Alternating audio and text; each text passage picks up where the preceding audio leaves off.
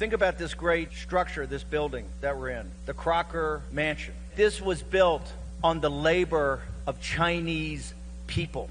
Just like if you look over at New York City, you look at those skyscrapers, you look at modern industrial society, what is that built upon? The slave labor of Lao Baijing, the noble Chinese people, arguably the most ancient of all of our civilizations that have given us science and technology, Lao Tzu, the Tao Te Ching, philosophy, a way to live one's life, is now the home for untold hundreds of millions of underground evangelical Christians and Catholics, also many other practices there underground.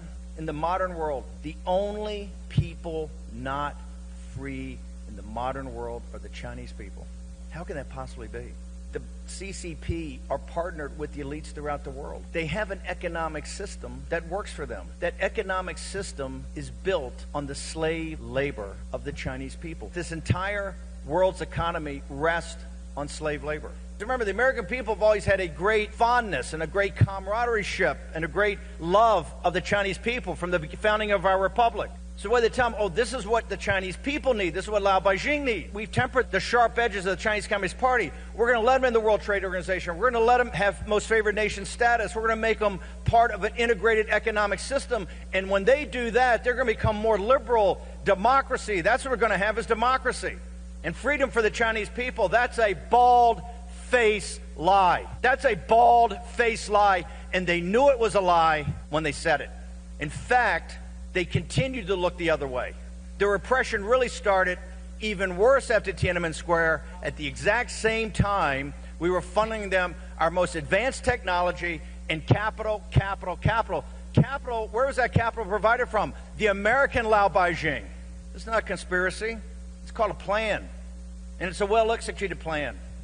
The American elites, global elites, party of Davos, they're making out better than ever. The top 1% in the world got the best gig they ever had in their entire lives. The Chinese Communist Party, the elites, not even the 92 million, but the elites, the factions that run it, and a couple of families that run it, never had it better.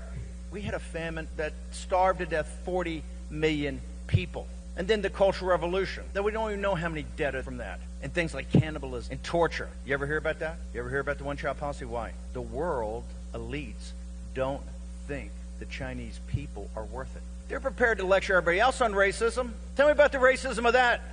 Are the people that are from our oldest civilization that have given us science and technology and math and some of the great philosophers and writing and some of those beautiful art for 10 and 5,000 years, are they not worthy?